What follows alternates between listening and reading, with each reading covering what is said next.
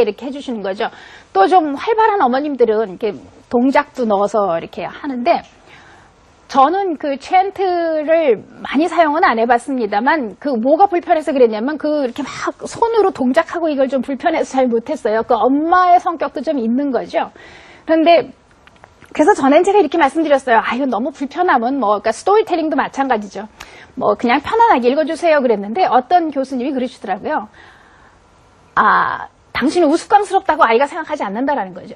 그러니까 같이, 둘이 있는데 뭐가 두렵냐, 같이 그냥 재밌게 좀 읽어줘라, 이런 얘기를 하더라고요. 특히 행동형 아이는 이게 좋습니다. 아주 폭 빠져서 같이 몸을 흔들면서 다 기억해버려요. 그래서 이 챈트를 활용하면 좋은데요. 이게 흥미롭다라는 것 말고도 굉장히 많은 영어 교육에 효과가 있습니다. 예를 들어서 강세와 음절, 영어에서는 정말 중요한 요소이거든요. 영어를 영어답게 들리게 하는 것은 강세와 음절인데, 이 챈트를 보면요, 예를 들어서 그 밑에 왼쪽에요. 5, 6, pick up sticks 했는데요. sticks라는 게 잘못 발음하면 우리는 sticks가 되기 쉽습니다. sticks. 그러나 이거는 sticks하는 이름절이에요. 모음이 하나밖에 없는. 그것을 챈트를 통해서 익힐 수가 있는 거예요. 5, 6, pick up sticks 하지, pick up sticks 하지 않거든요. 그런 게 음절과 강세 교육이 여기서 이루어질 수가 있어요. 더 심한 경우는 8 straight이죠. straight은 이렇게 글자가 많지만 음절은 하나입니다. straight. 그것을 챈트는 박자를 맞춰서 해야 되기 때문에 그것을 잘 해낼 수가 있어요. 그래서 챈트, 동요, 동시를 활용하는 것이 흥미를 더할 뿐 아니라 영어 교육적으로도 굉장히 도움이 된다라는 것을 알아주셨으면 좋겠네요. 자, 그 다음에 라이팅에 굉장히 기초가 된다고 볼 수가 있어요. 연필을 붙잡고 글을 써라 하면은 재미가 없잖아요. 그렇죠? 그러니까 문장을 길게 씁니다. 그러니까 무조건 아무 문장이 되는 게 아니라 동화를 읽거나 어떤 그 챈트를 읽거나 좋습니다. 읽고 난 다음에 그 문장을 종이에 쓰세요. 쓰고 난 다음에 단어를 하나하나 자르시는 겁니다. 그 다음에 퍼즐처럼 섞어요. 그 다음에 다시 이렇게 늘어놓는 거죠. 네. 그런 것을, 사진에는 제가 지금 몇 단어를 안 붙였습니다만, 제가 여러분들한테 문장띠를 하나씩 나눠드렸을 거예요. 그죠? 네. 거기 보시면 도움되시라고 일부러 이제 가위질을 미리 해놨는데, 네. 이렇게 드렸습니다. 이렇게. 그죠? 이거를 한번 읽어보시고 나는데 각각 문장이 다르실 거예요. 이렇게 몇 번 읽어보시고 난 다음에 그걸 하나하나 떼어서 한번 다시 섞은 다음에 맞춰보시겠어요? 네. 지금 한번 이렇게 한번 해보세요. 잘라서. 자, 제가 보면 여기 마침표도 이렇게 잘랐습니다. 그런데 그것도 나중에 같이 맞추라고요. 이 덜렁대는 아이들이 그 문장을 쓸 때 보면은 이 마침표를 다 빼먹어요. 그래서 마침표까지도 이렇게 뜯어 놓으면은 그것도 맞히도록 그렇게 하는 거죠. 네. 그래서 키워드는 문장은 대문자로 시작하고 그 다음에 마침표로 끝난다라는 걸 알 수가 있어요. 자, 이것을 이렇게 하나하나 뜯으신 다음에 섞어서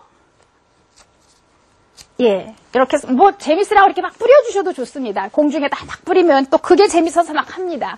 그런 다음에 기억을 되살려서 문장을 이렇게 손으로 맞춰보는 건데요.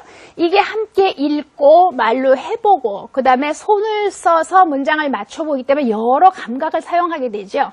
또 이거의 순서를 맞추다 보면 영어의 중요한 어순도 익히게 됩니다. 그래서 쓰기라는 것이 반드시 연필만 갖고 쓰는 게 아니로구나 라는 걸 알 수가 있고 또 게임처럼 재밌게 할 수가 있는 거죠.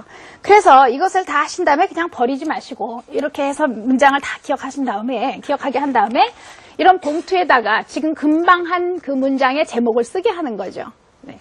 그 다음에 이 봉투 안에 이 퍼즐 조각을 저렇게 다 넣어 놓으세요. 넣어 놓고 이 봉투를 여러 개 모으시는 거죠. 네. 제가 한 100개 이상까지 한번 모아봤습니다. 한 학생과 그 학생이 그랬더니 나중에 글쓰기 하는데 굉장히 도움이 됐어요. 문장을 쭉 모아놓으시는 거죠. 상자를. 네. 봉투를 마련하는 게 좀 힘드시긴 할 겁니다. 네. 자, 그런 방법이고요. 같은 문장 쓰기도 이렇게 좀 꾀를 내시면 아이가 집중해서 할 수가 있습니다. 자, 이제 고학년이 좀 되면 글쓰기를 많이 하게 되는데요.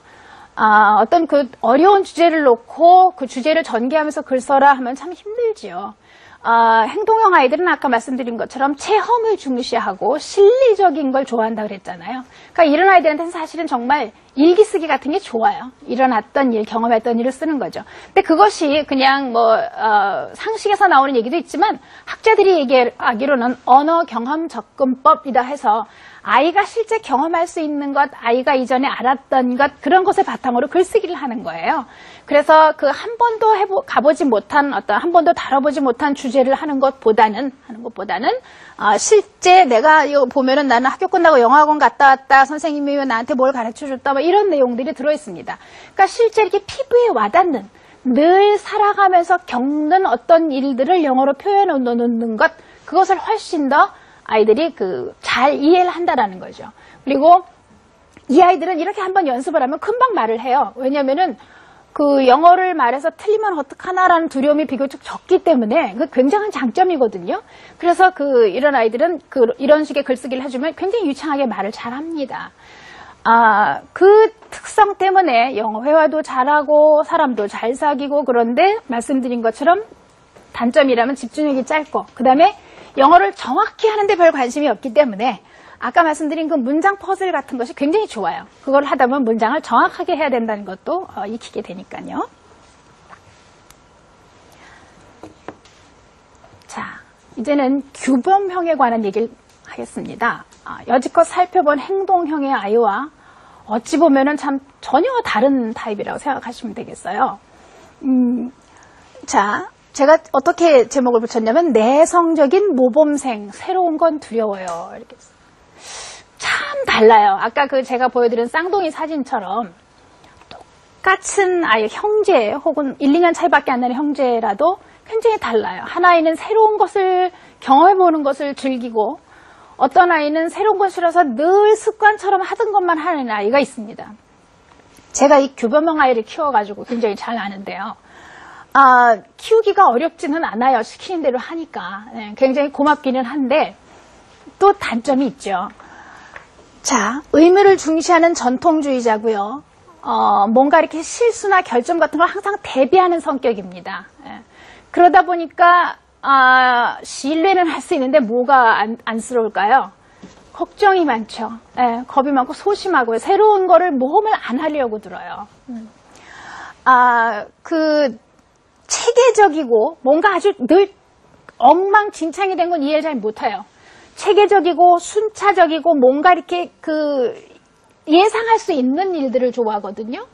그래서 저도 아이를 키워볼 때 새로운 곳 한 번도 가보지 않은 곳을 데려가려면 힘들었어요. 안 하려고 그러더라고요. 그래서 미리 항상 설명을 해줬어요. 거기 가면 뭐가 있을 것이다. 거기 가면 어떤 일이 재밌을 것이다. 라는 거를 미리 얘기를 해줘야지, 갑자기 예상치 않은 일을 뭘 하려고 하면 너무 두려워하고 즐기지를 못하더라고요. 그러니까 그런 성격을 가지니까 어떻게 보면 규칙을 잘 지킨다라는 말도 있지만, 제가 드리고자 하는 말씀의 그 핵심은 내성적인 아이일 수도 있습니다. 자, 이런 아이들이 아까 말씀드린 것처럼 구조화된 뭔가 체계가 잘 잡힌 내용을 기억을 잘 한다는 것, 그게 굉장한 특성이기 때문에 우리나라 교육제도에 잘 맞습니다. 그러니까 이런 아이들이 사실 성적이 높은 편에 속하죠. 제 아이가 그렇다는 뜻은 아닙니다. 제 아이는 또 다른 성향이 또 좀 있기 때문에 아까 말씀드린 것처럼 한 유형이 100%이지는 않다고 말씀을 드렸잖아요. 자, 그래서 이제 문답식, 강의식, 질문하면 답하고 이런 걸 잘 해요. 반복 훈련과 단계적인 지시를 잘 따릅니다. 그러니까 이 특성을 우리는 이해를 하면서 아까 말씀드린 것처럼 너무 내성적이다 보니까 언어의 어떤 면이 좀 힘들까요? 영어 회화를 잘 못하는 것처럼 보입니다. 말을 잘 안 하니까요. 자, 그래서 이런 아이들을 데리고 영어 공부를 어떻게 할까? 한번 보겠습니다. 네, 얘네들은 표를 좋아해요. 뭔가 체계적이고 단계적인 걸 좋아하기 때문에요. 이렇게 표를 만들어서 늘 반복되면서도 약간씩 변화를 주는 진행이 굉장히 좋습니다. 이것도 보면은 지금 숙제를 쭉 정리하는 거예요. 그러니까 숙제가 말하자면 그날에 할 일이죠. 어떤 책을 몇 페이지 아주 구체적으로 지시를 해줘야 됩니다. 많은 일을 네가 알아서 해라 그러면 힘든 아이들이 이 아이들이에요. 얘네들은 단계를 가지고 항상 이렇게 앞을 이끌어줘야지만 잘하는 아이들이에요. 그러니까 단점이 뭘까요? 창의력이 좀 없답니다. 그러니까 공부를 잘하고 그 규칙도 잘 지키는 모범생인데 어느 단계 이상 똑같이 그 공부를 많이 해서 단계 이상 뛰어넘는 굉장한 창의력을 발휘하기는 어려운 유형이라네요. 이렇게 쭉 구체적으로 지시를 해놓습니다. 여기 보면은 그 아서 책을 읽어라, 어떤 학습지 몇 페이지를 해라, 단어를 몇 페이지 걸 공부해라라는 게 있죠. 그 넘기면 또 같은 타입으로 또 그 다음 난이 또 나옵니다. 그래서 그 자료를 쭉 모아주시는 거죠. 그것을 또 즐깁니다. 똑같은 자료를 이렇게 모아놓는 걸 굉장히 즐겨요. 그래서 공부할 때 이런 방법이 제일 좋습니다. 자, 이것도 책을 읽고, 자, 300권 읽기, 500권 읽기 목표를 정하는데, 그렇다고 해서 한 번에 500권 읽기 하면 너무 힘들죠. 자, 그렇게는 아니고, 자, 일주일에 7권 읽기, 일주일에 5권 읽기 해서 계획을 쪼개주시는 거죠. 그래서 궁극적으로는 이제 어떻게 되도록. 근데 이것이 제가 지금 한 아이의 리딩 러그 1년간의 그 자료를 모은 거에 몇 장을 갖고 왔는데요. 하루에 한 권씩 읽는 겁니다. 읽는데 하루에 한 권 읽고 기록을 남기는 거죠. 그거 자체를 굉장히 즐겨요. 그래서 이렇게 보면은 처음에는 이제 책 날짜와 책 제목과 뭐가 제일 좋아하니라는 걸 한 단어 한 문장으로라도 쓰게 만든 거예요. 그런데 이렇게 보면은 처음에 시작할 때는 정말 문장이 전혀 틀립니다. 영어 문장이 아니에요.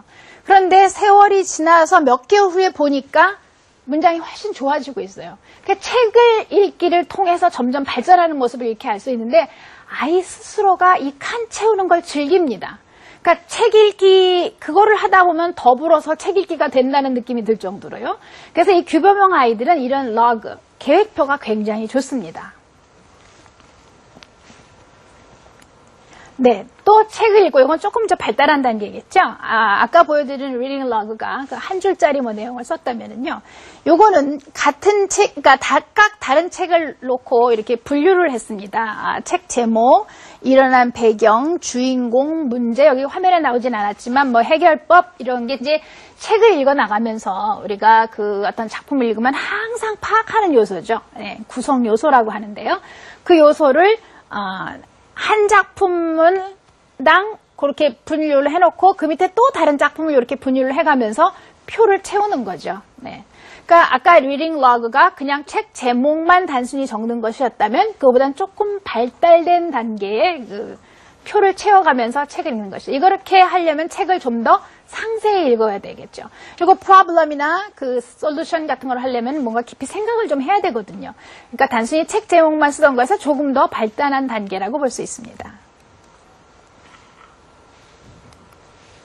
자, 그 다음에 라이팅을 할 때요. 라이팅을 할 때 패턴에 맞춰 글쓰기입니다. 빈칸을 채우는 거죠.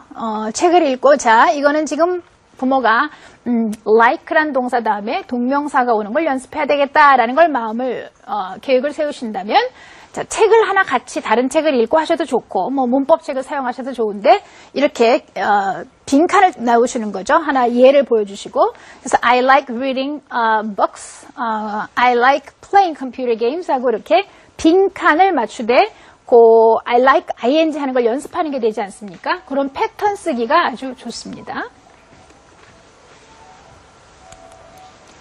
네, 그 다음에 이 아이들이 영어를 많이 읽고요. 쓰기도 잘하고 시험을 보면 점수도 참 높습니다. 그런데 영어 회화 학원을 보내서 원어민이랑 수업을 들어놓으면 그냥 자리만 지키다가 오거든요. 그러니까는 이제 어머님들이 좌절을 해요. 내가 얘가 영어를 왜 이렇게 안 되는지 모르겠다라고 하는데 사실은 그 안에 실력이 차곡차곡 쌓여 있습니다. 그래서 필요한 시기가 되면 정말 말을 하거든요. 근데 그 기다림이 이제 어머님들이 고통스러워 하시는 거죠. 그래서 저는 어떤 방법을 쓰냐면요. 그 작품 중에서 책이나 이야기에서 대화체, 따옴표가 붙어 있는 대화체가 많이 들어있는 문장을 자꾸 읽게 권합니다. 그럼 아이들이 독서를 좋아하고 또 리딩 러그를 채워가면서 책을 읽는데 그 독서 하는 중에 따옴표가 많은 부분을 많이 익히게 하는 건데요. 그냥 읽고 지나가지 말고 이렇게 나름대로 회화책을 만들게 하는 겁니다. 그러면 회화책은 어떻습니까? 주인공들이 등장하고 따옴표만 들어있는 회화체, 대화체 생생한 문장만 써봐야 되잖아요. 그렇죠? 그러니까 어떻게 보면 회화체 문장을 읽고 쓰는 게 되겠죠. 그래서 이렇게 해서 훈련이 되어지면 꼭 필요한 상황이 되면 말을 한다는 겁니다. 말을 많이 하지는